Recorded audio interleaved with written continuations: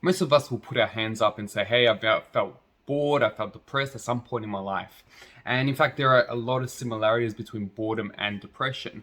Boredom and depression can be looked in parallel as kind of different sides of the same coin.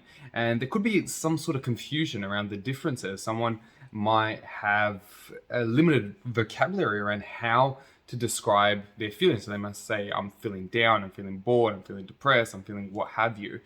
But think about it this way: boredom and depression share similar features because both have a level of withdrawal to the current experiences. Both have a procrastinating element to it. Both have a sense of, well, nothing's happening, nothing's moving along.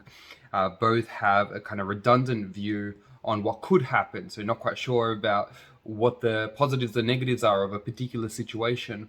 And there are a ton of other examples here. Another one could be lethargy and feeling demotivated and this sort of stuff, which kind of outweighs the elements of physical lethargy, so low iron levels and that sort of stuff. It's not related to that, but there's something else that's actually going on. So some of the things that I would ask you to do, and I want to hear from you.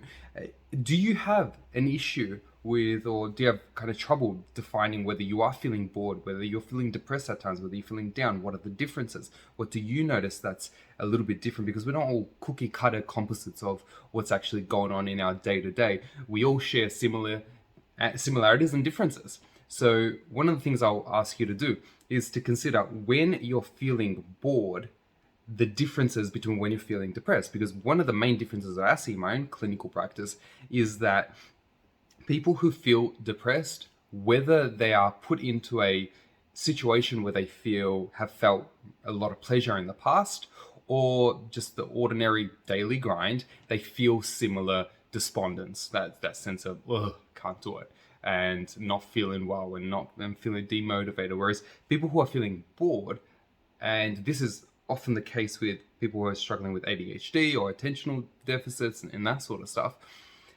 they can start doing something that they used to enjoy, and that brings up a sense of pleasure. So that's one of the main differences to consider. Am I feeling depressed, but then when I'm doing something I enjoy, there's a sense of, oh, gratification, and you're actually doing something well. That's interesting, a really interesting dichotomy. And I see it often in my clients. I see it in young kids. I see it in teenagers when people are not able to describe what they're feeling, and that's, they might be feeling bored, but then they might label it around depression or anxiety, or vice versa. So a few things to consider there as well. There's also implicit in feeling bored, there's a sense of, I always have to be doing something.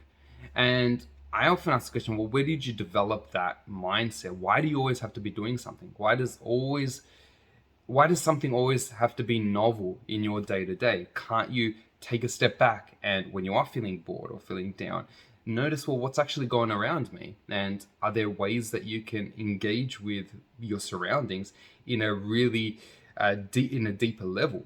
Start to introspect, start to ask yourself some questions. Why am I the way that I am?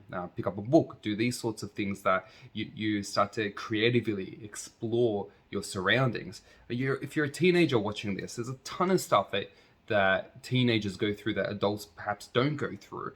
And some of the things are that creative exploration type, as well as a lower dopamine level, which is quite interesting because the dopamine gives you that sense of drive, that motivation that you're kind of feeling in the day to day. But teenagers often have less baseline levels, and then they need some sort of a novelty to hatchet up those levels. So bring it all together. I want to hear your thoughts. I want to understand where is this coming from? What questions do you have? What's the clinical elements of this? How do we address this sort of stuff when we are feeling bored, when we're feeling depressed, when we want to ask ourselves what's actually going on in our day to day? Hit me up, and I'll respond to anything that you kind of put forward. I read every single question, response, comment, all that sort of stuff, and go from there. I mean, if you find this particular distinction useful that I've touched base with today, give it a like, share it around, subscribe to the channel, and see what happens. I've got a ton of these videos coming in, and it really does help the channel out.